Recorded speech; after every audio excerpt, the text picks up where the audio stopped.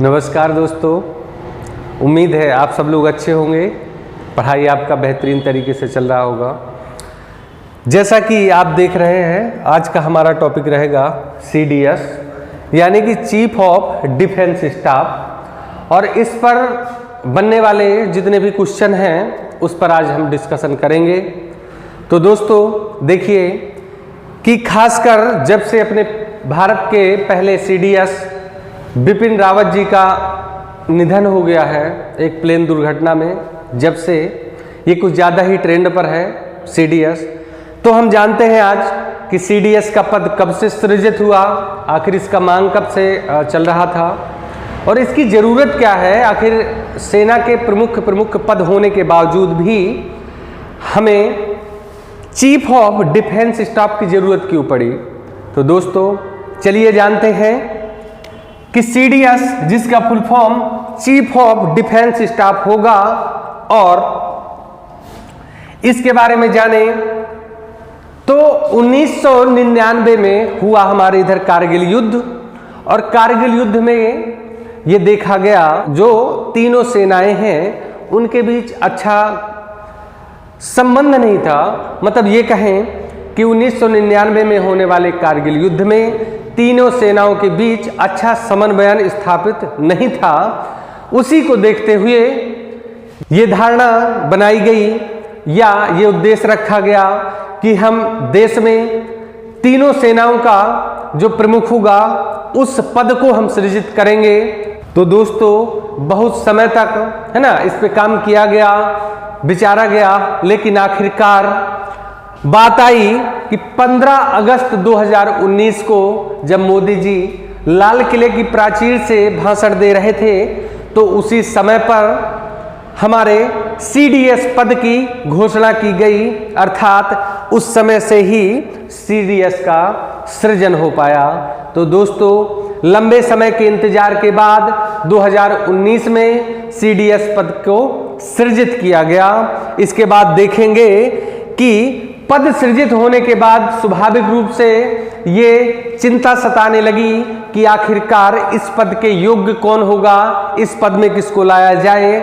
तो उसी परिप्रेक्ष्य में ये चीज देखी गई कि जो हमारे बिपिन रावत जी थे, जो हमारे थल सेना या सेना प्रमुख थे, उनका नाम उल्लेखित किया गया कि जनरल बिपिन रावत जी को पहला CDS बनाया जाए या CDS का पद है ना दिया जाए। तो दोस्तों इसी वजह से 1 जनवरी 2020 को देश के पहले CDS जनरल बिपिन रावत जी बनाए गए। दोस्तों और आगे बात करें तो इनका कार्यकाल 62 वर्ष का था। मतलब ये कहें कि 62 वर्ष की एज में इन्हें अपने पद से रिटायर होना था। दोस्तों आगे बात करें, जो CDS पद में नियुक्त किया जाएगा उसका कार्यकाल 65 वर्ष रखा जाएगा। लेकिन दोस्तों यहाँ पर एक चीज ध्यान दीजिए कि जो हमारे जनरल बिपिन रावत जी थे, जो सेना अध्यक्ष थे है ना, उनको 62 वर्ष में रिटायर होना था, यानी कि 31 दिसंबर 2019 को रिटायर होना था है ना। और आगे चल के दोस्तों देखा जाए तो 1 जनवरी 2020 को इनको CDS का पद प्रदान किया गया। अब यदि वो 62 साल अपनी एज पूरी कर चुके हैं, इसका मतलब ये है कि अगले 3 साल तक ये अपने पद में रहेंगे, अर्थात आने वाले है ना 3 सालों तक ये पद पर बने रहेंगे।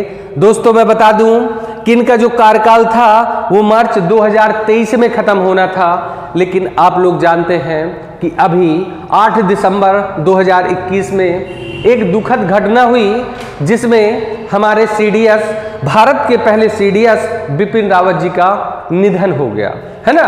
तो दोस्तों थोड़ा सा चर्चा करें कि तमिलनाडु में एक क्षेत्र है कुन्नूर क्षेत्र में इनका एक जो चॉपर है, हेलीकॉप्टर है, वो क्रैश कर गया है ना, जो MI-17 सीरीज का था। मतलब ये कह दें कि MI-70 सीरीज का चॉपर था, हेलीकॉप्टर था, चूंकि V5 ये अपडेटेड वर्जन था, तो MI सीरीज का अपडेटेड वर्जन था, इसमें कोई कमी नहीं थी। दोस्तों बहुत ही विश्वास पात्र ये क्या है, चॉपर था, ये हेलीकॉप्टर था। इसके बारे में और बताऊं कि 60 से अधिक देश इस पर विश्वास करते हैं और इसको उपयोग करते हैं, फिर भी इसमें कहीं ना कहीं दुर्घटना हुई, इसका मतलब कहीं ना कहीं कमी रह गई। दोस्तों सामने जो निकल कर बातें आ रही हैं और वो ये है कि हो सकता है मौसम संबंधी कारणों से इसमें दुर्घटना हुई हो, या दूसरा कारण ये भी हो सकता है कि जो इनके चालक हैं, इनके जो पायलट हैं, उनकी भी कहीं ना कहीं गलती रही हो, या तीसरा पक्ष इसका हो सकता है कि प्लेन में कोई टेक्निकल खराबी रही हो। दोस्तों ये तो जांच के बाद ही पता चलेगा, क्योंकि ब्लैक बॉक्स जो इसमें रहता है प्लेन में, ब्लैक बॉक्स का जो काम रहता है कि पूरे प्लेन का पूरा इंफॉर्मेशन रखना, मतलब कि पायलट किससे बात कर रहा है, किससे अपना कम्युनिकेशन बना रहा है, इसकी सारी जानकारी ब्लैक बॉक्स में रहेगी। तो ब्लैक बॉक्स को बरामद किया जा चुका है, लगभग 10 दिन के अंतराल में उसका जांच कंप्लीट हो जाएगा। इसके बाद जो निष्कर्ष निकलेंगे वो आपके सामने होंगे। दोस्तों मैं यही कहूँगा कि भगवान हमारे भारत के पहले CDS बिपिन रावत जी की आत्मा को शांति प्रदान करे। दोस्तों इसमें टोटल 14 लोग सवार थे, जिसमें से बिपिन रावत जी की पत्नी भी थी, और ये एक आकस्मिक घटना के कारण इन सब का उसमें निधन हो गया। तो भगवान इनकी आत्मा को शांति दे। दोस्तों इसके बाद बात करें तो हमारा जो CDS का पद है उसका मुख्य उद्देश्य जो रहेगा वो रहता है कि भारत की तीनों बड़ी सेनाओं यानी कि थल सेना, वायुसेना और जल सेना के बीच संबंधों को अच्छे प्रकार से बनाना, ताकि हमारी जो सैनिक प्रणाली है या जो सुरक्षा प्रणाली है बेहतरीन तरीके से संचालित हो सके।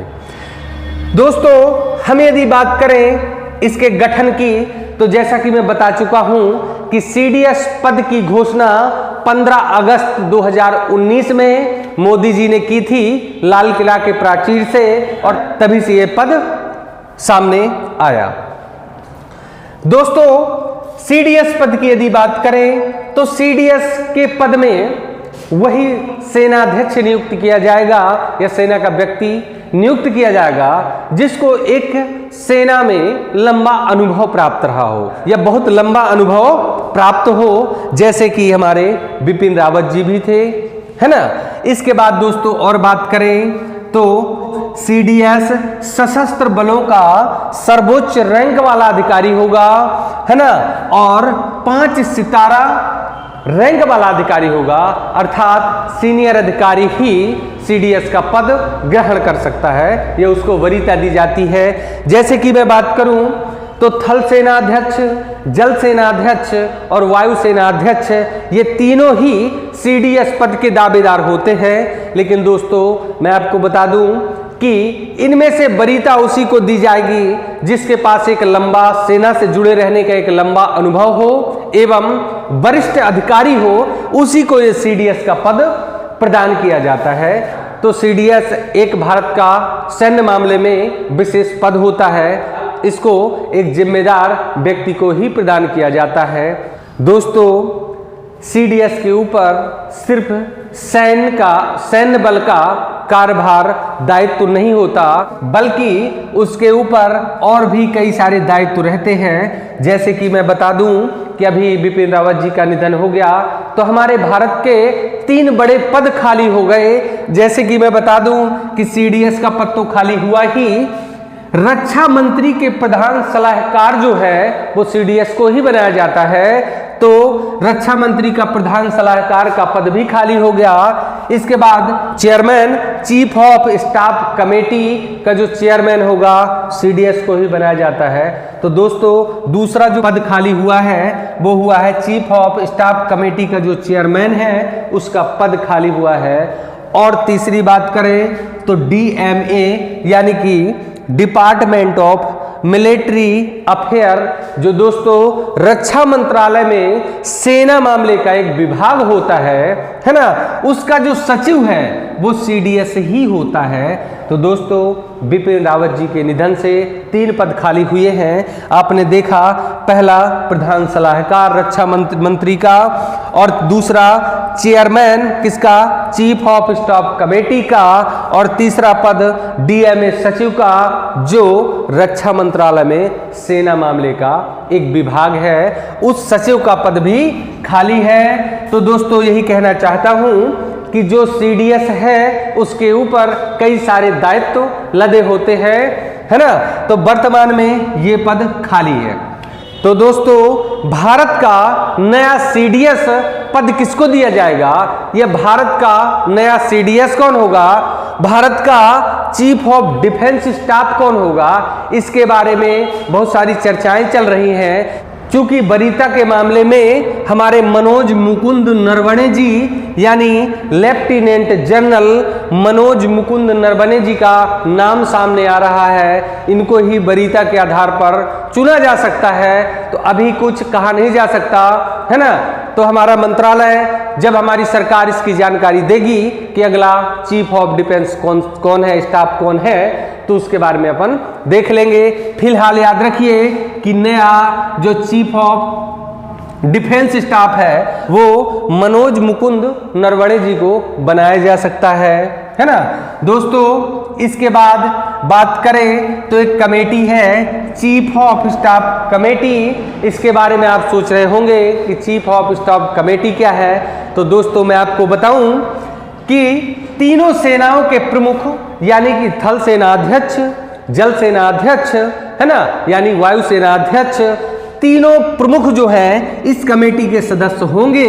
और इनमें से, है ना, और इनमें से वरीयता के क्रम में, है ना, जो जिसको ज्यादा एक्सपीरियंस होगा और जिसका लंबा अनुभव होगा, और एज के क्रम में इनको क्या दी जाएगी, वरीयता दी जाएगी। तो इनमें से एक को छांटकर, है ना, इसका चीफ ऑफ स्टाफ कमेटी का हेड बना दिया जाता है। यानी कि चीफ ऑफ स्टाफ कमेटी का हेड जल सेना अध्यक्ष भी, यानी कि नौ सेना अध्यक्ष भी बनाया जा सकता है, थल सेना अध्यक्ष भी बनाया जा सकता है, और वायु सेना अध्यक्ष भी बनाया जा सकता है। वरीयता देखी जाती है, अनुभव देखा जाता है, और इस आधार पर चीफ ऑफ स्टाफ कमेटी का हेड नियुक्त कर दिया जाता है। दोस्तों और बात करें तो थोड़ा सा ध्यान दीजिएगा कि सेना के नियम में एक परिवर्तन किया गया, संशोधन किया गया था, जिसमें सीडीएस की उम्र 65 वर्ष कर दी गई थी। क्योंकि दोस्तों सेना के प्रमुख अधिकारियों या सेना के, है ना, सैनिकों का जो कार्यकाल रहता है वो 62 वर्ष रहता है। चूंकि सीडीएस के पद में बहुत अनुभवी व्यक्ति काम करता है, तो उसके लिए सेना नियम में संशोधन किया गया और इसकी एज लिमिट बढ़ा के 65 वर्ष कर दी गई। तो सीडीएस का एज क्या रहेगा, 65 वर्ष। दूसरा क्वेश्चन, भारत के पहले सीडीएस कौन थे? तो दोस्तों करेंगे, पहले सीडीएस बिपिन रावत जी थे। अगले सीडीएस, है ना, अगले सीडीएस यानी कि भारत के दूसरे CDS lieutenant general Manoj Mukund Naravane हो सकते हैं, है ना। तो थोड़ा सा इनको याद रखिएगा। सीडीएस पद बनाने का उद्देश्य क्या था? तो तीनों सेनाओं के बीच संबंध को अच्छा रखना और आपस में संबंध स्थापित करना इसका प्रमुख उद्देश्य था। फिर अगला क्वेश्चन याद रखिएगा कि इसकी घोषणा कब की गई, यानी कि सीडीएस के पद की घोषणा कब की गई, सीडीएस पद कब आया? तो आप लगाएंगे कि 15 अगस्त 2019 में। इसके बाद दोस्तों एक क्वेश्चन और आएगा कि कौन सा व्यक्ति, है ना, कौन सा व्यक्ति सीडीएस पद के दावेदार होता है ना। तो उसमें होगा कि जिसको लंबे समय तक सुरक्षा सिस्टम में अनुभव प्राप्त हो एवं, है ना, एवं एज के हिसाब से उसको वरीयता दी जाती है।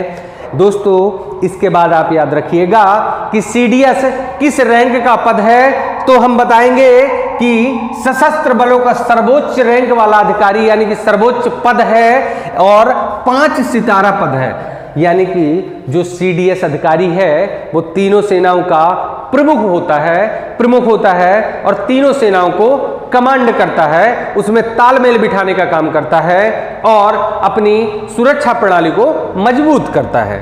तो दोस्तों एक चीज और देखेंगे कि 15 अगस्त 2019 में मोदी जी ने लाल किले से घोषणा की सीडीएस के पद की। इसके बाद 1 जनवरी 2020 को देश के पहले सीडीएस बनाए गए बिपिन रावत, जिनका कार्यकाल 3 साल के लिए रखा गया, अर्थात मार्च 2030 में ये सीडीएस पद से रिटायर हो जाएंगे। लेकिन उन्होंने कार्यकाल पूरा नहीं कर पाया और दुर्घटना में उनकी क्या हो गई, निधन हो गया, या दुर्घटना में उनकी मृत्यु हो गई। इसके बाद 31 दिसंबर 2019 को सेनाध्यक्ष के पद से ये रिटायर हुए थे।